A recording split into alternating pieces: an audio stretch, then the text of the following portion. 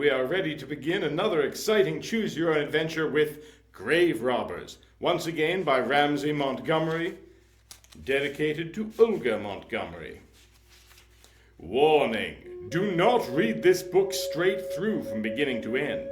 These pages contain many different adventures that you may have when you attempt to stop the destruction of the ancient Anasazi Indian burial grounds. From time to time, as you read along, you will be asked to make a choice. Your choice may lead to success or disaster. The adventures you have are the results of your choices. You are responsible because you choose. After you make a choice, follow the instructions to see what happens to you next. Boy, I hope none of the consequences are complete nonsense that has nothing to do with the choice we made. Total non sequitur. Be a shame if that happened. Think carefully before you make a decision. The Southwest could be fun, but whoever is robbing the graves for the valuable pottery could be dangerous. Even if you do return the stolen artifacts to their proper grave sites, you may not necessarily make it home. Good luck. So one thing I should probably address is that, although this book was clearly written with the best intentions in mind, and it was part of that little wave we had in the 80s and 90s of being really interested in indigenous culture, it is still going to be kind of dated in some ways. You may have noticed they used the word Indian, which, in addition to just being straight up like ahistorical, is no longer the preferred nomenclature for First Nations peoples. I also would not be at all surprised if it gets a little bit white saviory like the Abominable Snowman book did when it turned out we had been the chosen one for enlightenment. And you can make the case that the main character of these books is actually race neutral and as non-specific as possible. So in fact they could be any race, so it's not fair to call them a white savior. And I will point you to this illustration right here. That's clearly a white guy. Anyway, you stare at your television set as the following special report is announced. State, local, and tribal police remain mystified by the recent theft and destruction of the Anasazi Indian sites. There are literally thousands of these ancient ruins throughout the canyon lands of Arizona, New Mexico, and Nevada, and thieves have brazenly robbed some of the best-known Anasazi ruins, right under the noses of the law. Vandals' theft of the valuable pottery and wanton destruction of these sites has left investigators angered. In their haste to locate these priceless artifacts, thieves have used pickaxes, shovels, even backhoes, destroying the ruins in the process. As you can see, the Anasazi built their homes to blend in with the landscape.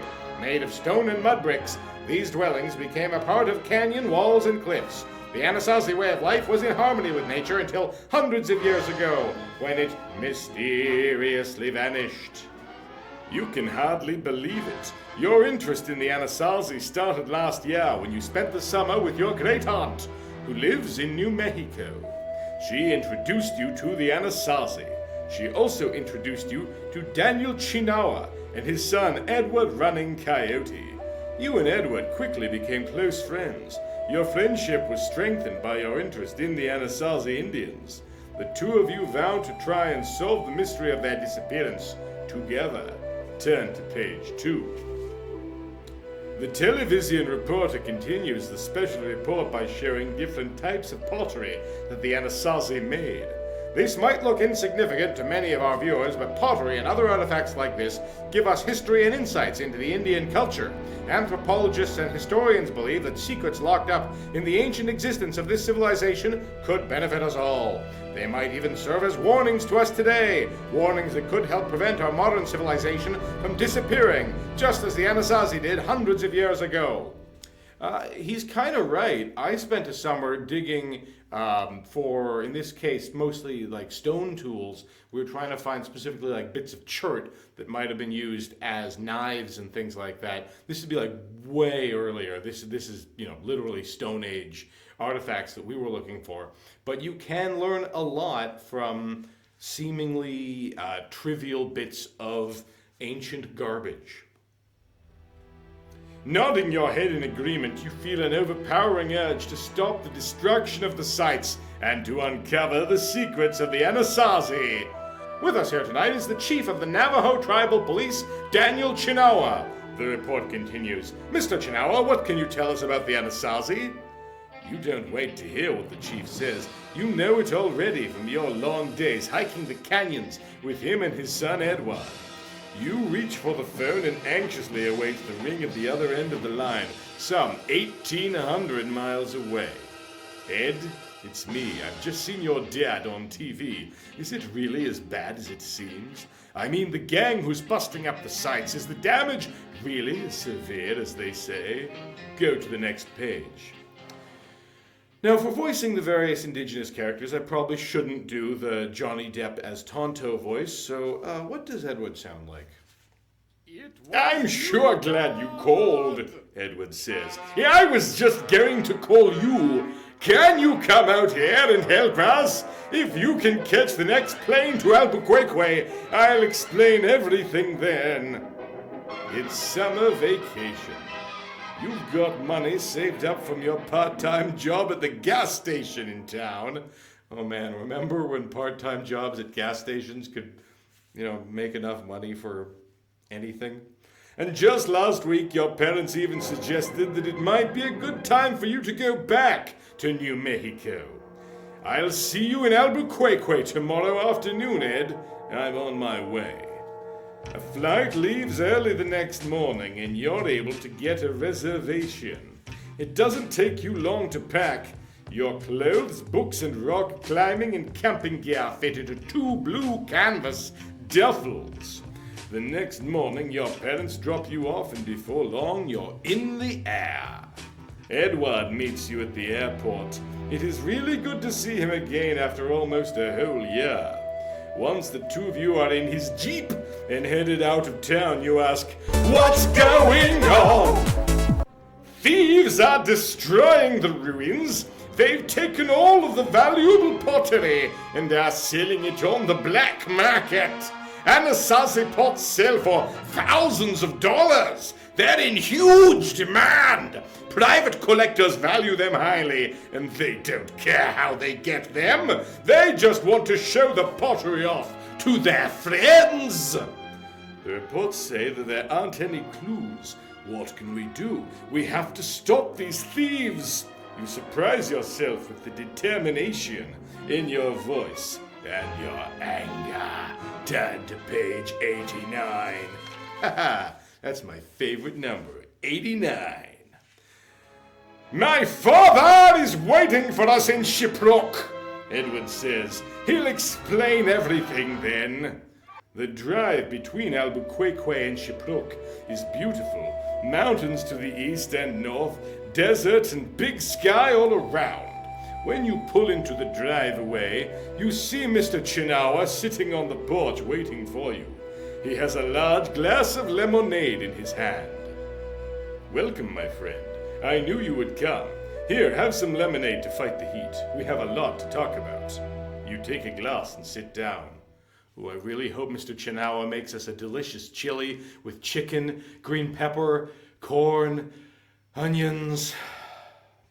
Several hours later, as you settle in for sleep, you think about everything that Mr. Chinawa has told you. The situation looks grim.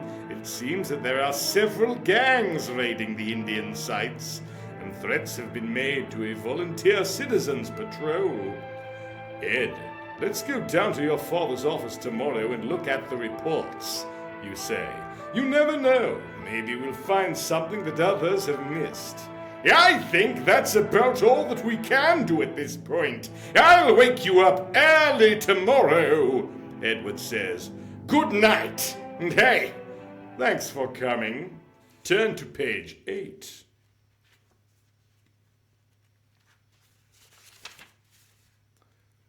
Early the next morning, Edward wakes you up. He is excited and sounds upset. The thieves have sent a note to the police demanding that they call off the investigation. They've threatened to take hostages from one of the smaller reservations. Come, let's get down to the station and see what we can find.